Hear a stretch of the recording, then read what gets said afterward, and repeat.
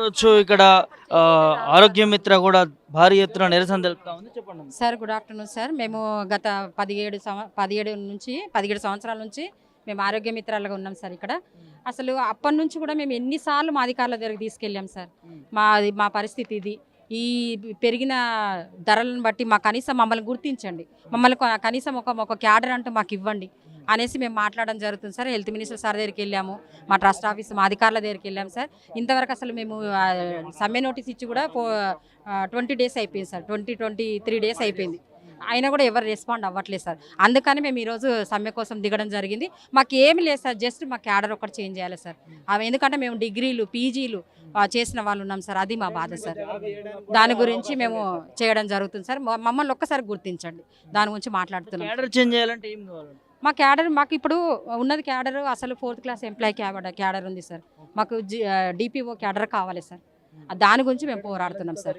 అది minimum salary, అది ఎందుకంటే పీజీలు ఉన్నారు సార్, ఒక్కొక్కరు డిగ్రీలు పీజీలు చేసిన వాళ్ళు ఉన్నారు, లేడీస్ ఉన్నారు. అసలు ఘోరమైన పరిస్థితిలో ఉన్నాం సార్. అందుకనేసి మేము బయటకు రావాల్సి వచ్చింది. ఎవరి మీద కోపం అని కాదు సార్, మాకు ఎందుకంటే మంచి కాంగ్రెస్ గవర్నమెంట్ వచ్చింది, మాకు ఒక ఆదరణ దొరుకుతుందని మేము వచ్చాం సార్. మేము దాని గురించి సార్, అది మా బాధ సార్. చూడొచ్చు ఇక్కడ మార్నింగ్ నుంచి కూడా ధర్నా చేస్తున్నటువంటి పరిస్థితి చూస్తూ ఉన్నాము.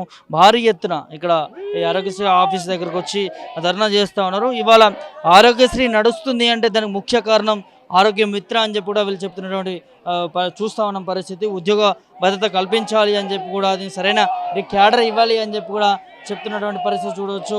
ఆ నినాదాలు చూడవచ్చు, వి వాంట్ జస్టిస్ అని చెప్పి కూడా మరి ముఖ్యమంత్రి రేవంత్ రెడ్డికి వినిపిస్తూ ఉన్నారు.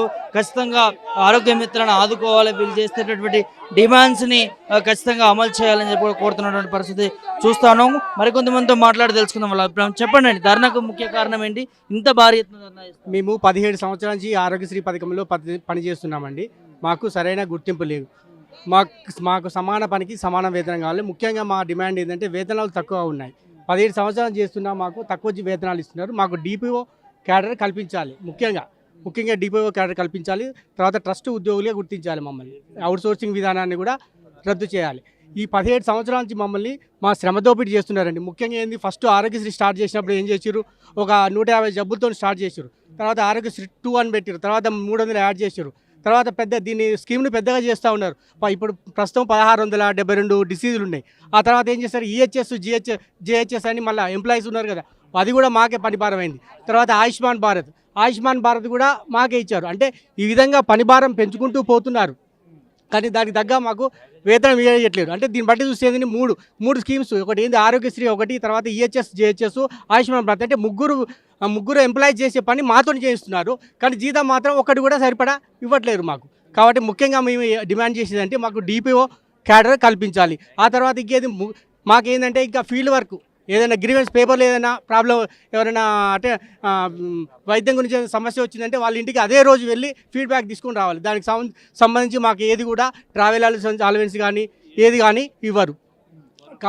తర్వాత గవర్నమెంట్ ప్రోగ్రామ్స్, ఏదైనా గవర్నమెంట్ ప్రోగ్రామ్ పెట్టిందనుకో, ప్రజాపాలన కానీ ఎలాంటి పెట్టినా కూడా అక్కడ మేము అటెండ్ కావాలి. ఏ ప్రోగ్రామ్ అయినా, సెంట్రల్ గవర్నమెంట్ కానీ స్టేట్ గవర్నమెంట్ కానీ అన్నిటికీ, దానికి తగ్గ మాకు వేతనము లేదు. తర్వాత హెల్త్ కార్డ్స్ కూడా ఇవ్వాలండి. మాకు ఆరోగ్యశ్రీ కార్డు ఉన్నా కూడా మాకు అన్ని జబ్బులకి దానికి లేకపోతే మాకు ఏదైనా ఆరోగ్య సమస్యలు వచ్చినప్పుడు మాకు హెల్త్ కార్డ్స్ ఇష్యూ చేయాలి. మార్నింగ్ నుంచి చేస్తూ ఉన్నారు ఈ ధర్నా, ప్రభుత్వం నుంచి ఏమైనా రెస్పాండ్ వచ్చిందా మీకు? మాకు మినిస్టర్ గారిని గతంలో కూడా చాలాసార్లు కలవడం జరిగింది.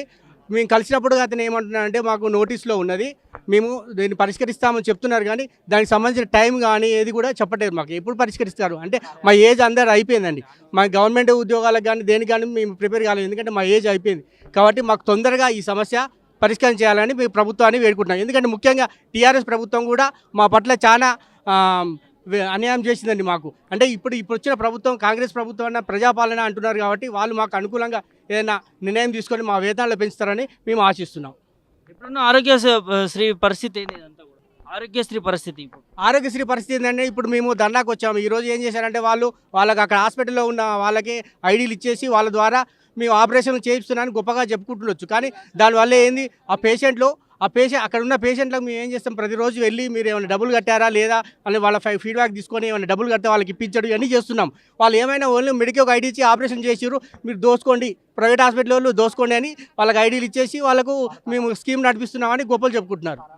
ఆరోగ్య మిత్ర వల్లనే ఇలా ఆరోగ్యశ్రీ మంచిగా నడుస్తుందని చెప్పి. అవునండి, ఆరోగ్య మిత్ర లేకుండా స్కీమ్ లేదు. వాళ్ళే చెప్తున్నారు, ట్రస్ట్ వాళ్ళే చెప్తున్నారు ఆరోగ్య మిత్ర అనేది హెడ్ ఆఫ్ ద తలకాయ, మనకు తలకాయ ఆరోగ్య మిత్రులు మాకు తలకాయ అని చెప్తున్నారు. కాబట్టి మేము లేకుండా పిల్లర్స్ లేకుండా ఆ స్కీమ్ ఎలా నడుస్తుంది అని మేము ప్రశ్నిస్తున్నాం ప్రభుత్వాన్ని. అలా కాంగ్రెస్ ప్రభుత్వం ప్రతిష్టాత్మకంగా తీసుకొచ్చినటువంటి పథకము ఆరోగ్యశ్రీ. మరి ఇక్కడ ఆరోగ్యశ్రీ పథకం ఇవాళ నడుస్తుంది, దానికి ఒక ప్రాధాన్యత వస్తుంది అంటే అది కేవలం ఆరోగ్య మిత్ర వల్ల. ఈడ దాదాపు 1500 మంది మరి వీళ్ళు ఉన్నారైతే మా వల్లనే మరి ఇలా ఆరోగ్యశ్రీ నడుస్తూ ఉందని చెప్తున్న పరిస్థితి. మరి కొంతమంది మాట్లాడడం సంబంధించిన మీ వల్లనే ఇవాళ. అవును సార్, ఆరోగ్య స్కీమ్కు పిల్లర్స్ మేమే ఆరోగ్య మిత్రులము. అటువంటి ఆరోగ్య మిత్రులనే వీళ్ళు ఏం చూడట్లేదు. స్కీమ్ ఆరోగ్యశ్రీ నుంచి గవర్నమెంట్కి ఎంతో పేరు వస్తుంది. అయితే దానికి పిల్లర్స్ అయిన ఆరోగ్య మిత్రులలో మాత్రం ఏ విధంగా కూడా చూడట్లేదు. పని మొత్తం జరుగుతున్నదే ఆరోగ్య మిత్రుల నుంచి. పేషెంట్ వచ్చింది రిజిస్ట్రేషన్ చేయించుకోవడము, హాస్పిటల్ లోపల ట్రీట్మెంట్ ఏ విధంగా జరుగుతుంది, అతను డిశ్చార్జ్ అయిపోయే వరకు కూడా పూర్తి బాధ్యత ఆరోగ్య మిత్రులనే చూసుకుంటుంది. అక్కడ ఎలాంటి అవకతవకలు జరగకుండా స్కీమ్ మంచిగా జరగడానికి ఆరోగ్య మిత్రులనే మెయిన్. అటువంటి ఆరోగ్య మిత్రుల యొక్క ఉద్యోగ భద్రత కల్పించకపోవడము, అసలు స్టార్టింగ్లో ఎంత ఉందో అదే జీతం మీద మమ్మల్ని రన్ చేయమంటున్నారు కాబట్టి, కానీ మా గురించి మాత్రం ఎలాంటిది కూడా పట్టించుకోవట్లేదు. ఒకటి ఆరోగ్య మిత్ర ఓన్లీ ఆరోగ్యశ్రీ గురించే కాకుండా ఈహెచ్ఎస్ ప్లస్ ఆయుష్మాన్ భారత్, ఇంకోటి ఏమైందంటే ఇప్పుడు ఈకేవైసీ అని స్టార్ట్ చేసిండ్రు, అన్నీ కూడా చెప్పి, ఇంకోటి ఎఫ్ఆర్ఎస్ అంటే పేషెంట్లను ఫోటో ఆన్బెట్ వెళ్ళి మొత్తం ఫోటో స్క్రీన్ మొత్తం చేయడం, అన్ని ప్రతి ఒక్కటి కూడా ఆన్లైన్లో చేయించడం అంటుంటారు, అన్నీ చేయిస్తుంటారు. కానీ మాకు జీతం ఒకటే, అదే జీతం మీదనే అన్ని పనులు చేయించమంటున్నారు. మేమేమంటున్నాం, పని చేయము అని అనట్లేదు, పని చేస్తాము. మీరు ఏ విధంగా అయితే మా దగ్గర నుంచి పని చేయిస్తుండ్రో మాకు కూడా ఉద్యోగ భద్రత కల్పించండి, మాకు పనికి తగ్గ వేతనం చెల్లించమంటున్నాం. ఇంకోటి ఏంటంటే ఏజెన్సీ విధానాన్ని రద్దు చేసి, అవుట్సోర్సింగ్ విధానాన్ని రద్దు చేసి మమ్మల్ని కూడా ట్రస్ట్ ఉద్యోగులుగా గుర్తించమంటున్నాం. స్కీమ్ కింద అందరూ ట్రస్ట్ ఉద్యోగులు అయినప్పుడు ఆరోగ్య మిత్రులు ఎందుకు ట్రస్ట్ ఉద్యోగులు కాకూడదు? ఆరోగ్యశ్రీకి పిల్లర్లే ఆరోగ్య మిత్రులు అయినప్పుడు ఆరోగ్య మిత్ర ట్రస్ట్ ఉద్యోగం ఎందుకు కాకూడదు? ఎందుకు ఈ విధంగా వాళ్ళు రిజల్ట్ చేస్తున్నారు? ఎందుకు ఈ విధంగా చేస్తున్నారు? ఏమన్నంటే మేము సమ్మె నోటీస్ ఇచ్చి 48 రోజులు అవుతుంది. CEO మేడం గారు వారం రోజులు మేము చర్చలకు పిలుస్తామని చెప్పిండ్రు, మాకు హామీ ఇచ్చిండ్రు. ఇంతవరకు మాత్రం ఏ విధమైనటువంటి హామీ మమ్మల్ని పిలవలేదు, మమ్మల్ని చర్చలకు పంపించలేదు, పిలుచుకోలేదు. మళ్ళీ అటువంటిప్పుడు మాకు ఏ విధంగా మేము వాళ్ళ మాట నమ్ముతాము? మమ్మల్ని ఇప్పుడు తిరిగి వెళ్ళేటప్పుడు ఎట్లా వెళ్తాము? అలాంటి భద్రత హామీ మాకు కావాలి. ఏదో ఒకటి గవర్నమెంట్ నుంచి మాకు కరెక్ట్ భద్రత హామీ ఇస్తేనే మేము ఈ సమ్మెను విరమించుకుంటాము, లేదంటే నిరవధిక సమ్మె చేస్తాం. ఇదనే మేము ఈరోజు అన్ని మాట్లాడుకొని ఇక్కడికి మొత్తం వచ్చినాం సార్. ఇక్కడికి మాకు మాత్రం ఉద్యోగ భద్రత కావాలి, సమాన పనికి సమాన వేతనం జరగాలి, ఇవ్వాలి. ఇంకోటి ఏంటంటే ఏజెన్సీ విధానాన్ని రద్దు చేసి ట్రస్ట్ ఉద్యోగులుగా ఆరోగ్య మిత్రులను గుర్తించాలి. ఇంకోటి మాది ఏమైందంటే స్కిల్ డెవలప్మెంట్ కింద మేము రిటర్న్ ఎగ్జామ్ రాసి ఎగ్జామ్ కూడా పాస్ అయినాము. మాకు మాత్రం అన్స్కిల్డ్ కిందనే మేము జీతాలు చెల్లిస్తున్నాం. ఇది ఎంతవరకు కరెక్ట్? ఇది తెలియదా? గవర్నమెంట్కి తెలియదా? ట్రస్ట్కి తెలియదా? ఎవరికి తెలియదు? ఎవరిని అడగాలి మేము? మరి మమ్మల్ని పిలవన్నప్పుడు చర్చలకే CEO మేడం గారు పిలవండి రాండి అని వాళ్ళు అడగనప్పుడు మేము ఎవరితో చెప్పుకోలేము బాధంతా. అందుకని ఇవన్నీ మాకు జరగాలి, మాకు న్యాయం జరగాలి. మాకు న్యాయం జరిగే వరకు మేము సమ్మె మాత్రం విరమించుకోము. ఇదే సార్ మాది.